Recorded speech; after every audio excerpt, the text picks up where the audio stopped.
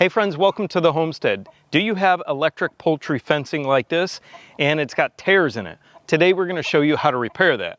Does yours look like this?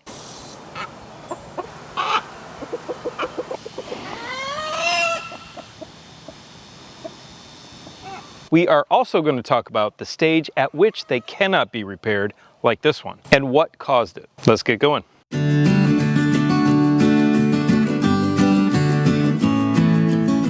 Okay, we've got the fence down and I actually put a new one up when I took this down because this one is too far gone. Excuse the shirt, it's 100 degrees outside and humid. Once I show you how to quickly fix a break in one of your fences, I'm going to talk about why I'm disappointed with almost all of these brands out there. Even the new one that I just put up. And then at the end, I hope some of these companies are listening to make their products better. Because I'm going to talk about all of the features that I like and dislike about them. And maybe there is somebody listening out there who has a fence that has all of these great features. All right, to fix this, you are going to need a repair kit. You're also going to need a pair of pliers and a pair of scissors. These repair kits are sold on these company websites and also on Amazon, and I will link those in the description below the video. Let me show you what comes in the kit and then a substitute that you could use. Okay, this kit comes with several different things. It's got extra end caps, but you usually don't need those. It has a piece of the extra electrified wire and one of the non-electrified. And then it comes with all these little metal clips here that you use to repair the conductive one.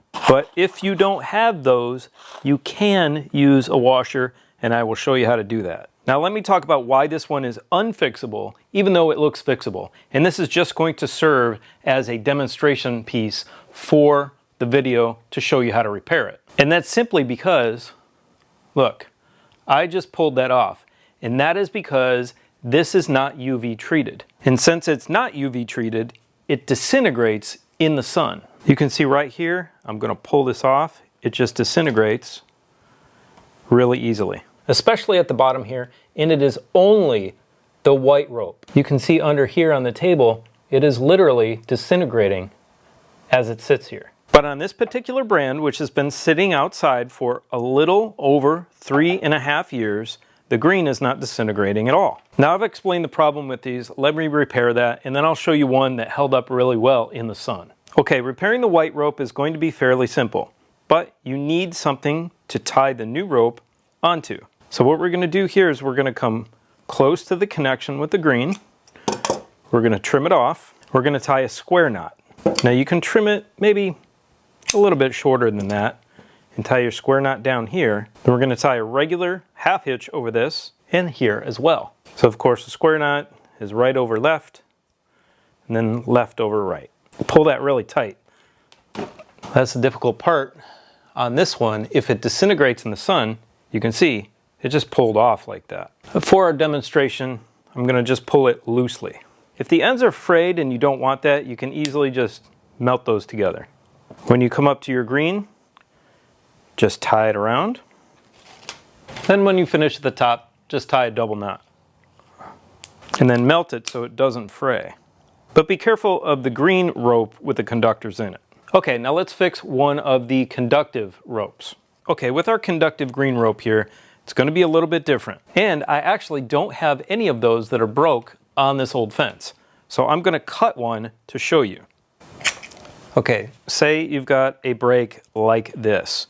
What are we going to do to repair this? Well, we're going to need to do the same square knot on both ends. We're also going to need to tie it in between right here on the white rope. Now from here, we're going to take one of our metal clips that comes in the repair kit and we're going to put it over top of our knot. Sometimes you have to put it over the rope on the side and slide the knot in. So just like this, and then we are going to take our pliers and crush this together. So now it's not going anywhere, and these little metal clips, these brass clips, are going to conduct the electricity through our knot. Now you can take and clean up the ends of the green. We're going to cut off the appropriate length that we need, maybe a little longer. We're going to tie a simple slip knot over this middle portion. No need for a metal piece right here. Only when we're reconnecting to the other green do we need that metal. So what do we do if we run out of these little brass clips? Well, you can take a small washer and actually thread it on and then tie your square knot around that washer. And we're going to get that washer stuck in between our knot. Now you can also tie a third loop on that to keep it a little more secure. And if necessary, you can melt the ends so they stay together. But be careful, that metal wire is going to be hot, so let it cool off for a while. There we go. There's your repaired fence. It's that easy. But again, this doesn't work for something that is as sun damaged as this, because these white ropes just disintegrate if you manipulate them much at all. So this one behind me that I just repaired is from a company called Rent-A-Coop. You can find them on Amazon. There's some things that I absolutely love about this, and when I called them to tell them the condition of the fence, even though they couldn't replace it for me, they sent me like 20 repair kits. And the only reason they couldn't replace it was because it was an Amazon purchase and it was over 3 years ago. They could not find the records in Amazon. And I do believe them because I used to sell on Amazon. That being said, this has some great features. This has this metal fork at the bottom, which is so easy to push into the ground with your foot. It also has metal poles on it, which are super important. That's what I like about it. I would have purchased this one again if they actually had UV treated and protected white ropes in here. Nothing else has disintegrated. The black at the bottom, the green, all these little connectors held together, the poles are fine, everything. So I'm disappointed about that, and it did perform decent over these past few years. This one right here is awesome. This is from a company called Powerfields. I'll link it in the description below. I'm not an affiliate with them, and you can only really find it on a website called State Line Tack. On the bottom, this one also has metal forks that push into the ground. Part of that fork is metal, the other part is fiberglass. This was outside for 3 years also, and it held up perfectly fine. There is no UV damage to this one. That's because on the verticals here, we've got this thick plastic. This is not a rope, it's just a single piece that goes up and down. And then in between, we've got the orange and the green conductive ropes. I really like this one, so I tried to buy another Powerfields, which is what is up around the coop right now. But let me tell you why I don't like that one. This one has these plastic, and you can see me bend it right there. This one has plastic poles on it. It doesn't have a fork on it.